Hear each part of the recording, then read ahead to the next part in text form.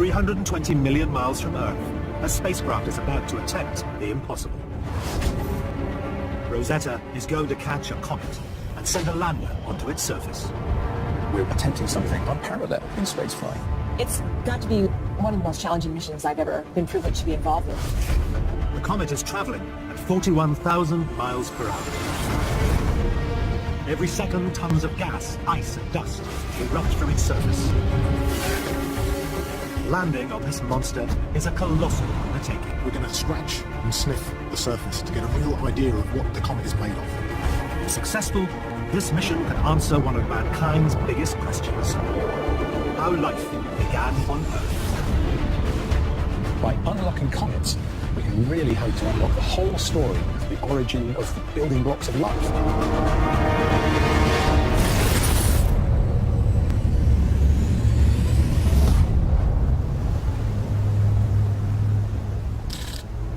January the 20th, 2014. As the sun rises over California, NASA's giant 230-foot deep space tracking station, Goldstone, turns skyward. Half a world away in Australia, the Canberra telescope rotates to the same point in the sky. These two Goliaths are among the most sensitive telecommunications antenna ever built. Today, they're part of a massive international effort to make contact with a spacecraft called Rosetta. 5, 4, 3, 2, unité, top. Allez, pas de modèle de Rosetta was launched over 10 years ago. Its mission to chase down and plant a lander on a comet. In order to save power, she was put into hibernation nearly 3 years ago. No one has heard from her since.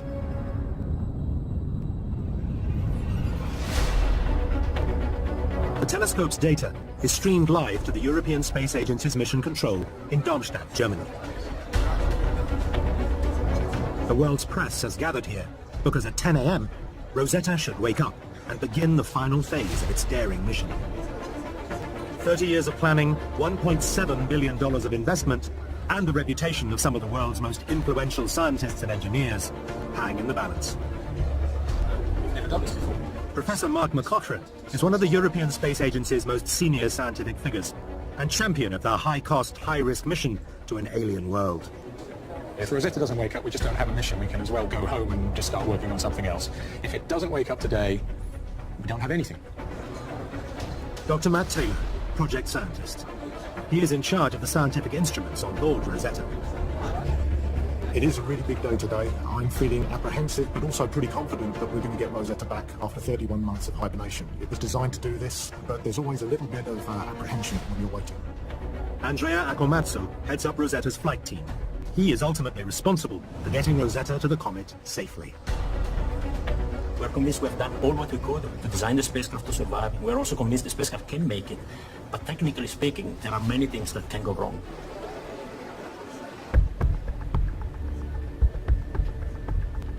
Rosetta's last signal, received back in June 2011, placed her 341 million miles from Earth. Using the data, Andrea and his team predict that Rosetta will have traveled another 450 million miles to an area near Jupiter's orbit.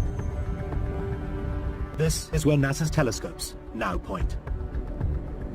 But all they pick up are the background radio signals from that part of the sky.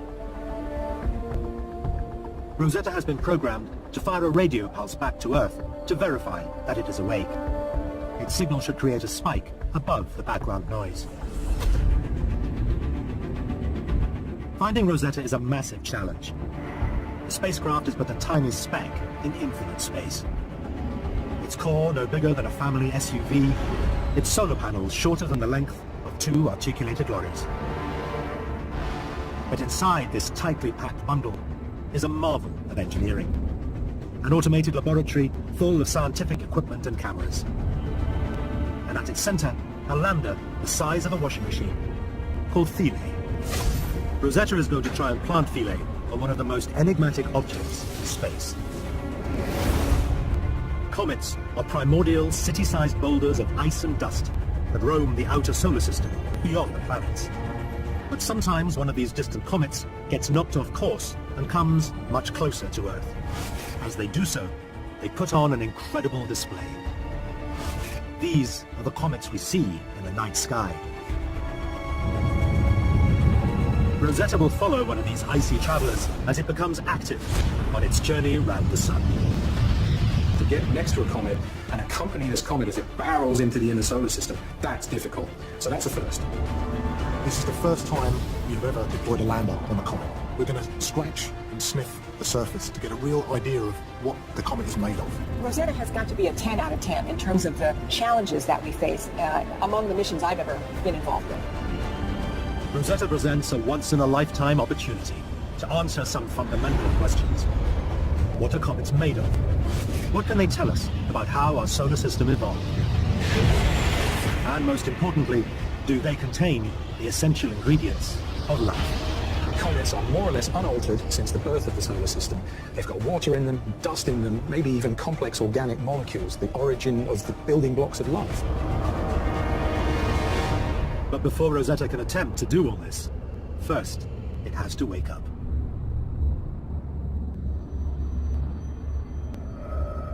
That should happen today. It's been 8 hours. The team expected Rosetta to have made contact by now. But the radio telescopes still detect nothing but background noise. Nobody liked this hibernation phase. We challenged it as much as possible. We were extremely reluctant to hibernate the spacecraft. But in the end, there was no other alternative. Putting Rosetta into hibernation was a huge risk, but the team had no choice.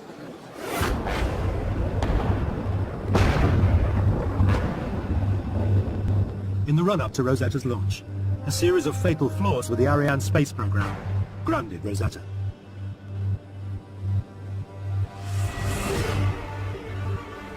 The catastrophe delayed Rosetta's launch by over a year. This meant Rosetta had no chance of catching its original target. The search was on for a new comet.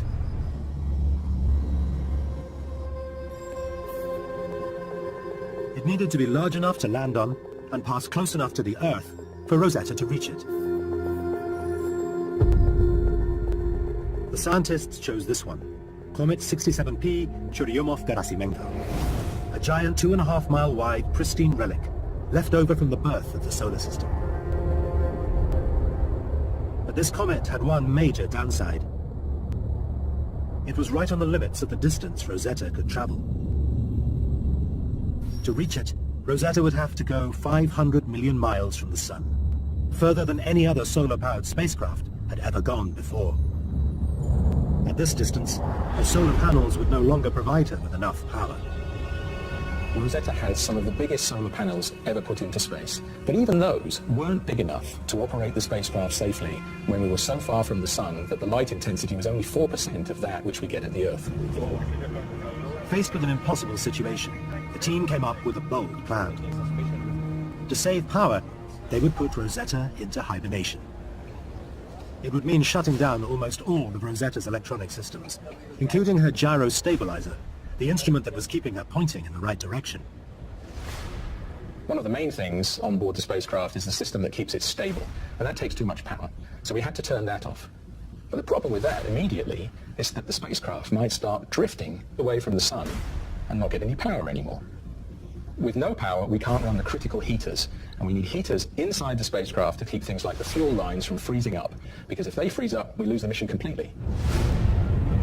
The engineers needed to find a solution that would keep Rosetta's solar panels faced towards the sun while in hibernation. As you can see with this spinning top here, if you start spinning something, it's stable. It stays in the same orientation all the time. So that's exactly what we decided to do with the spacecraft. On the 8th of June 2011, the flight team gave the go-ahead to put Rosetta into a lateral spin and then shut her down. Only today will they find out if that solution worked. It's 6:15 p.m. Still no sign from Rosetta. The world's press is hungry for answers. But without contact with Rosetta, The team is in the dark. What is the latest? We're still receiving only noise for the time being, and anytime could come the signal. The delay could be because Rosetta's antenna is not pointing in the right direction. After more than 2 years of hibernation, Rosetta might be pointing a funky direction. So when the spinning stops, she doesn't know where she is. Rosetta has to work out where she is, figure out where the Earth is, then point her antenna towards it. In order to do that, she needs to open her electronic eyes. Star trackers are little cameras which point out at the sky and take pictures of the stars and compare those stars to catalogues she holds on board. From that, she can work out where she is. Once she's locked on, she can point herself and the high-gain antenna at the Earth and send that signal which we're all waiting for to say, I'm awake. At Mission Control, there is news. The Goldstone telescope in California has detected a faint signal at Rosetta's specific frequency. But in Australia, Canberra has detected nothing at all. Then the signal disappears. The signal returns. It is in both stations, eh? This time, both telescopes pick it up.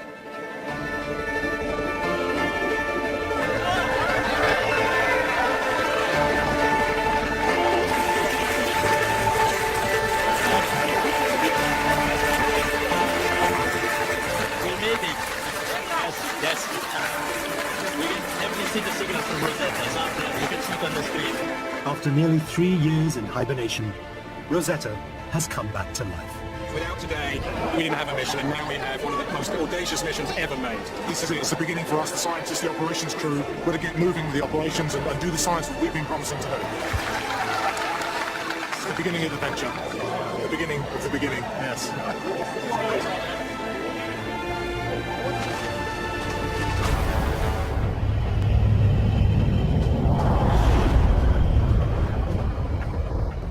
In 10 months' time, Rosetta will attempt to land Philae onto Churyumov-Gerasimenko's surface. Once there, she may be able to answer one of science's biggest mysteries. Could comets have helped seed the Earth with the ingredients of life?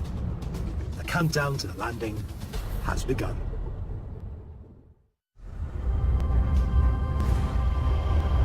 January the 21st, 2014. Rosetta is traveling to the outer reaches of the solar system, 5 million miles from Comet Churyumov-Gerasimenko. In the 10 years since Rosetta's launch, other space missions have transformed our understanding of comets.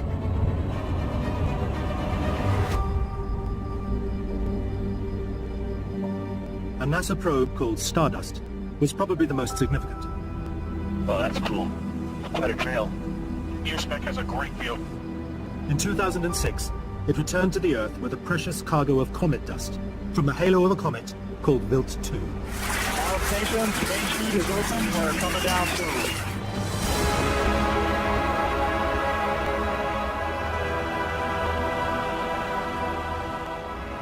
But when scientists examined the samples, they found that many of the dust grains had been damaged at the moment that Stardust had caught them.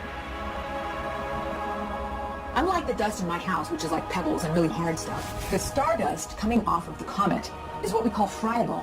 It's literally like a piece of parchment that when you crumple it, it flies into a million pieces. Dr. Claudia Alexander is Rosetta's project scientist, heading up NASA's team.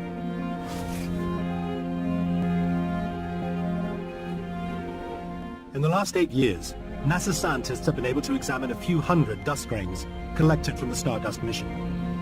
And one of these grains revealed something extraordinary. It contained an amino acid, one of the essential ingredients of life. An amino acid, glycine, was among the material that was captured. That's very exciting. This is the first time we've seen amino acids associated with comets. Amino acids are the building blocks of proteins. They are necessary for all complex life. The human body has maybe 20 of them, and they turn around and they produce the proteins that make our bodies what they are. It is likely that the primordial Earth was too hot for these delicate molecules to form.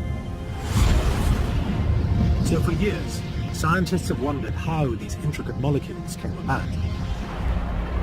Stardust's discovery raised the real possibility that comets may have helped seed the Earth with amino acids 3.8 billion years ago. and set off the chain of events that led to the world that we know today.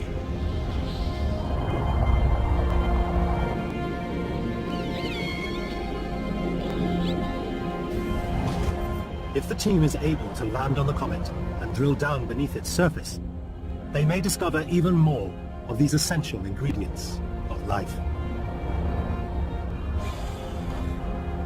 We definitely want, with the Rosetta Project, to find out if comets are the key. It would add weight to the theory that comets may have helped deliver building blocks of life to Earth.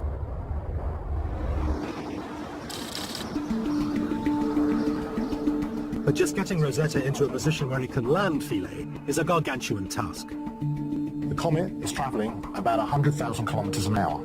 That's 1,000 times faster than a cannonball. And you imagine trying to land on a cannonball. That's our challenge. The safest way to land on the comet is to fly alongside it at the same speed. Instead of letting this comet whiz past us, we have to try and ride alongside it, and then we'll deploy the lander onto the surface, and everything will be fine.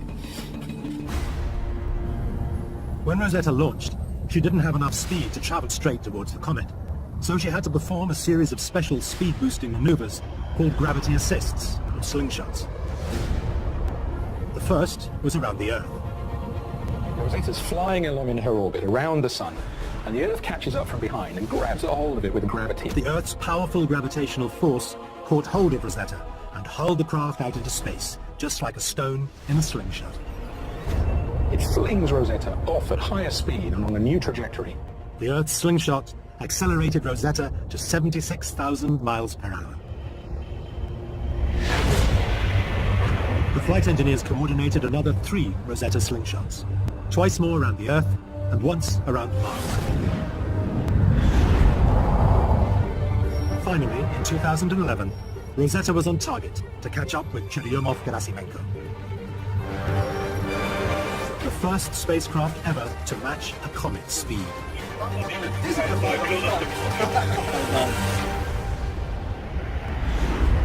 Rosetta is now just 1.2 million miles from Churyumov-Gerasimenko. The flight team instructs Rosetta to lock onto the comet.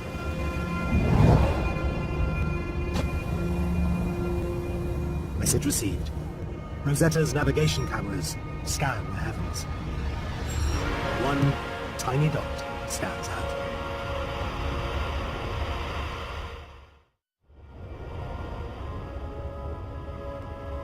Rosetta has found its target, Churyumov-Gerasimenko. We've just seen the comet for the first time with the eyes of the spacecraft, with the navigation cameras. This is quite a moment. I mean, it's a milestone in the mission. From this distance, Churyumov-Gerasimenko is nothing more than a blur.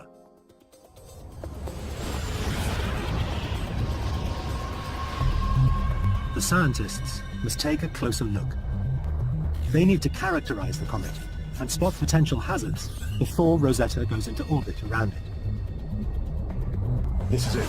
The main phase of the mission, everyone has great anticipation for what's coming. Matt's team has a suite of 11 instruments with which to unlock multiple aspects of this mysterious ball of rock and ice. The flight team require this information before they can rendezvous with the comet and search for a suitable landing site. We have no idea what this body even looks like. We have no idea what its shape is. We have no idea what its gravity is. I don't know how we're going to go into orbit without knowing those things in advance. The scientists have just 4 months to establish Churyumov-Gerasimenko's shape, its mass, and its gravity. But the data that comes through captures something else. The comet has become active. It has transformed into a violent, erupting mass of gas, dust, and ice. This important discovery was made by Rosetta's main science camera, OSIRIS. Okay, it's May, we've started science operations. The first thing that's come into range has been the OSIRIS science camera, and we're starting to see our first view of the comet. The camera has detected a sphere of dust and ice around Churyumov-Gerasimenko. It's not anymore a pinprick, it's a bit bigger than we expected, to be honest with you. It's got this visible expanse around it, this shadow, this beginning of what we call a coma, an outer atmosphere. The coma has taken Rosetta's scientists by surprise. In the outer solar system, the comet's surface should be completely frozen. But as it moves towards the sun, it heats up, and an extraordinary transformation occurs. Geysers spew gases out of its surface, sending dust and ice into space, forming a visible halo around the comet, called a coma.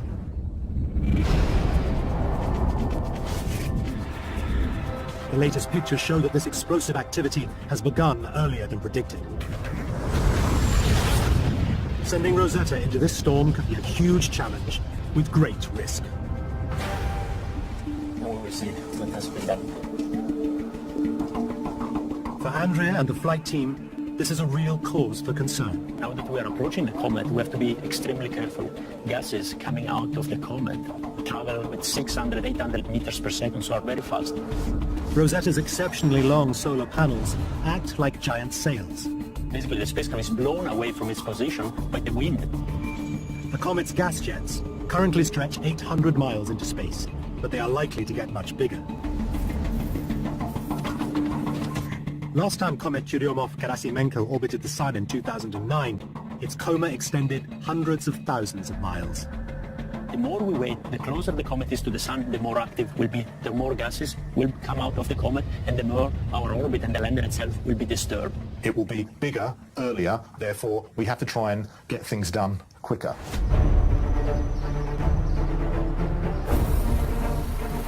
The flight team plan to intercept the comet before its geysers grow too strong by firing Rosetta's thrusters for over 7 hours, one of the longest continuous burns ever attempted by a spacecraft.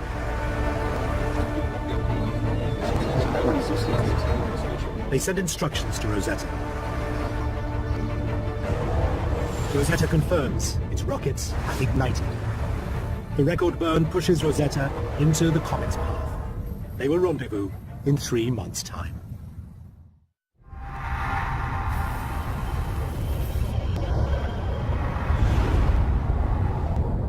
As Rosetta nears the comet, the flight team gets some good news. Churyumov-Gerasimenko's geyser activity has reduced. The coma has died down. To be honest with you, comets are unpredictable and we don't know exactly what's going on at the moment. No one knows exactly why. But as the comet disperses, Rosetta's scientific camera OSIRIS is able to discern the shape of Comet Churyumov-Gerasimenko's nucleus. Churyumov-Gerasimenko looks like two comets that have smacked together. It's an astonishing discovery.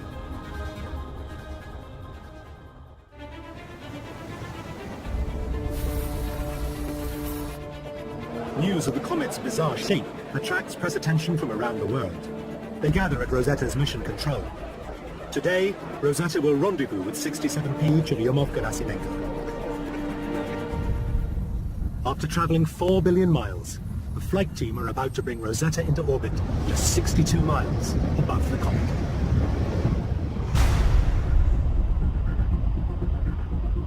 Suga, say the famous words, please. We're at the comet! Yeah.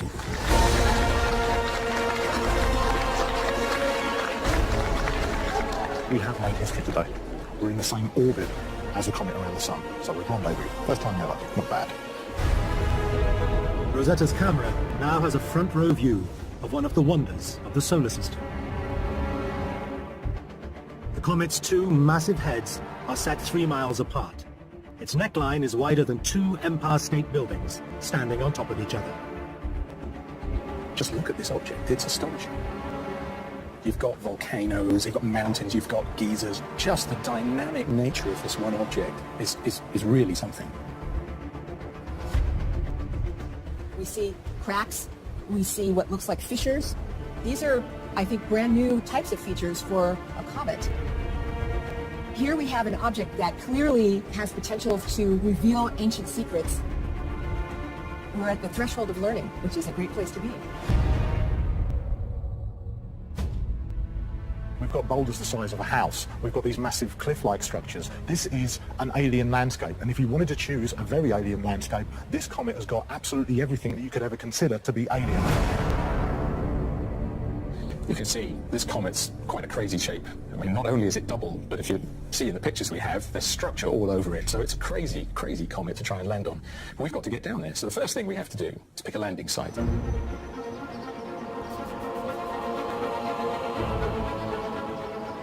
To touch down successfully, the team need to find a safe landing spot. For that, the flight team required detailed images of the comet's surface. This is what Rosetta's $100 million camera OSIRIS is designed to do. The OSIRIS team is led by Dr. Holger Sierks. Hi Carsten, I'm here now. So let's get going with the calibration today. To help them operate the OSIRIS in space, they have an exact replica here on Earth, kept in a level 6 clean room at the Max Planck Institute in Germany. Despite the camera's high cost, its resolution is relatively low by today's standards. The number of megapixels we fly on Rosetta is only 4. 10 years ago, when OSIRIS was built, a 4-megapixel camera was advanced. Nowadays, many mobile phone cameras have a higher resolution.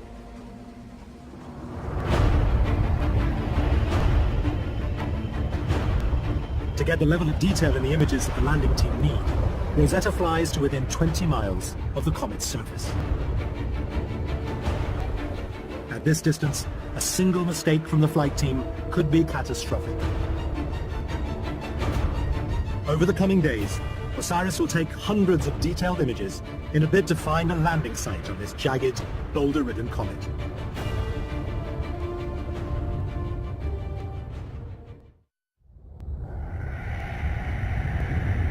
Landing on a comet is different to landing on a planet or a moon. The comet's gravitational pull is 100,000 times less than the Earth's.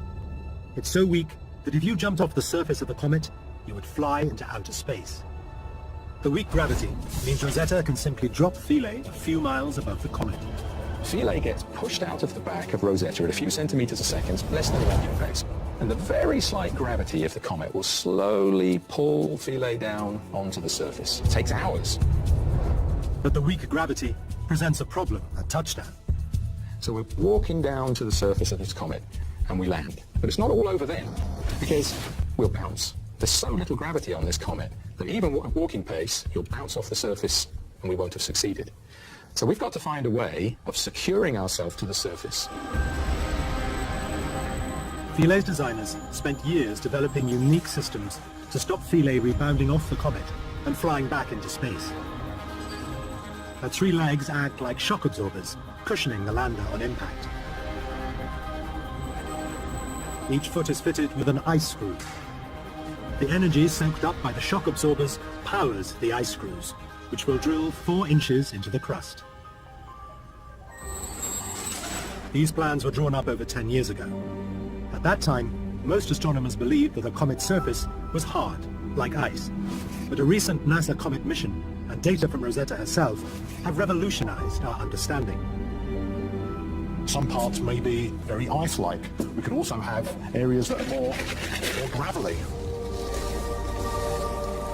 or even down to very dusty material.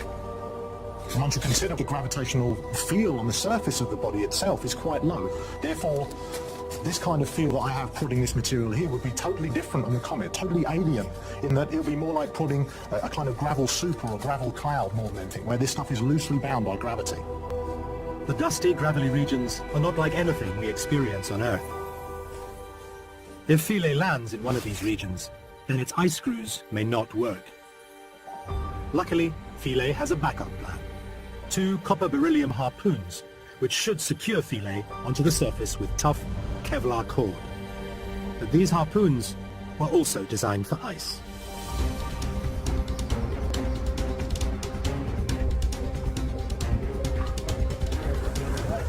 Landing team leader, Dr. Stefan Ulemek, wants to test the harpoons in granules of building insulation, perhaps the nearest thing to the ethereal gravel soup that can be produced in Earth's gravity. It will be very interesting to learn if the anchor harpoon, which is designed for ice, for more solid material, would also give us some anchoring force on this very granular, very fluffy material.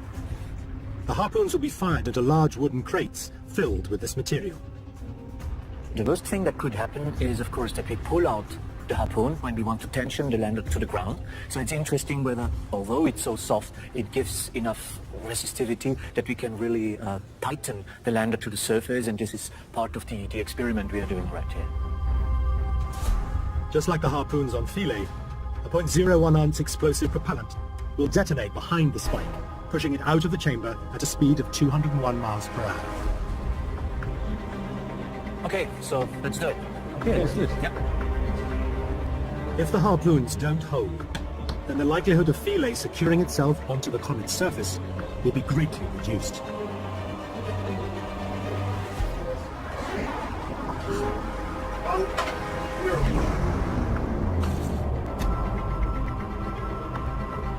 The harpoon's cord is pulled back with a force of 15 newtons. That's about the same force as it would take to pull a Venetian blind. The harpoon isn't holding. Then, dragged backwards by 4 inches, it sticks. Yes!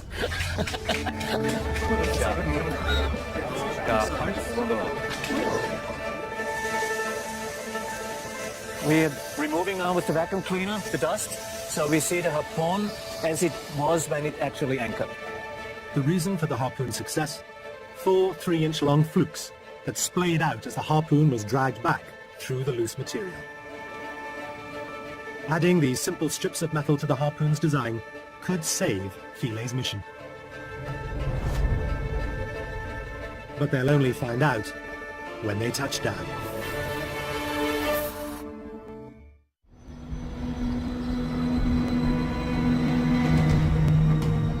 (13th of September 2014). Scientists from across the world congregate in Toulouse, France, to choose a landing site. This will not be an easy decision. There's no smooth, flat area on that comet. There are boulder fields, there are crevasses, there are mountain ranges, cliffs. It's all there to make our life difficult.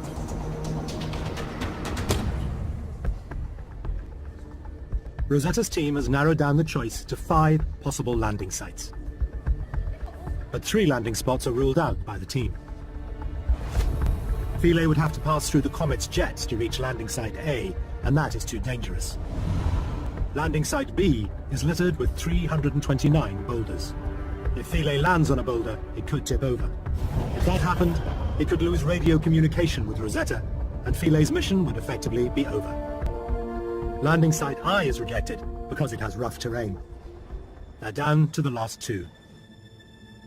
Site C is on the other side of the comet, an area called the Large Head. This landing zone may provide the best spot for most of Philae's instruments. Over the 5 sites we had, C is by far the best. But the flight team are concerned. Getting Philae to this location is risky, and the variable sunlight levels could cause problems for Philae's solar panels. The flight team prefers the final landing option, Site J. It's easier to reach, although it's not perfect. There are some cliffs and 93 boulders. However, some scientists continue to push for Site C. A good site is C. I would be very, very surprised if not J was the nominal. No, we discussed these 2 options. Going to C would be energetically bad because it includes a very long descent time. In addition to points like that the illumination angle is very bad.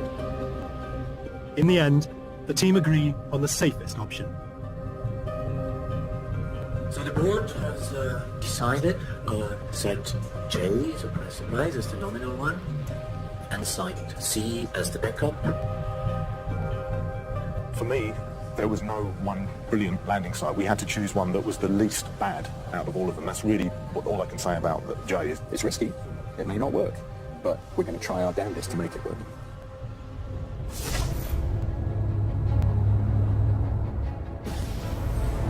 The risks may be high, but so too are the rewards.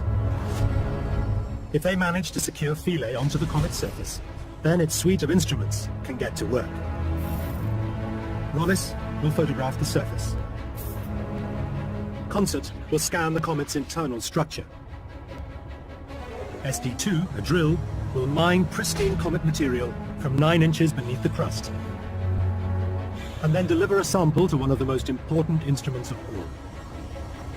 A unique automated laboratory hidden inside Philae's shell called Comet.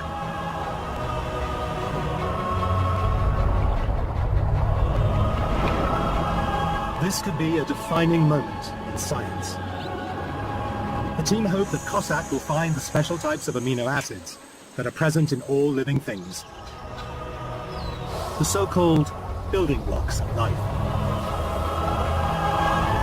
If these special amino acids are present, it will add weight to the theory that comets helped deliver these ingredients to the Earth 3.8 billion years ago. Philae will spend months looking for them on the comet's surface. But first, Rosetta must successfully land Philae. Churyumov-Gerasimenko's jets are growing stronger, and at any moment they could erupt. If there is a massive outburst, then we have to cope with that. And if that happens, or it doesn't, the Comet is going to start affecting the spacecraft. Another concern is that Rosetta might not release Philae in exactly the right spot. Rosetta's position is not that well known to within, a few hundred meters. Obviously, if we don't know exactly where Rosetta is, we can't then get the trajectory exactly right to get to the surface. If Philae overshoots, it could land in a boulder field. Undershoot, and it could hit these deep crevasses. Even if Philae is on target, there is still a risk that it could hit one of the boulders in the landing zone, topple over, and not be able to complete its science mission. The major risk for the lander is really the touchdown phase. If it touches down on a cliff or on a boulder, then there's nothing we can do about it.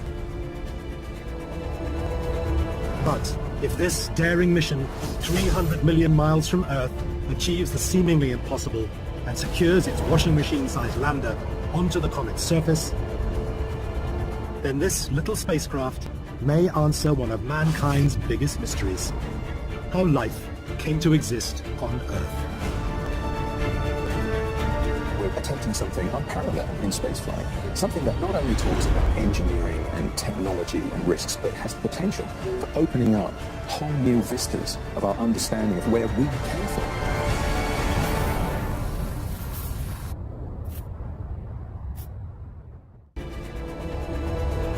But if this daring mission, 300 million miles from Earth, achieves the seemingly impossible and secures its washing machine-sized lander onto the comet's surface, then this little spacecraft may answer one of mankind's biggest mysteries: how life came to exist on Earth. We're attempting something unparalleled in spaceflight, something that not only talks about engineering and technology and risks, but has the potential for opening up whole new vistas of our understanding of where we came from.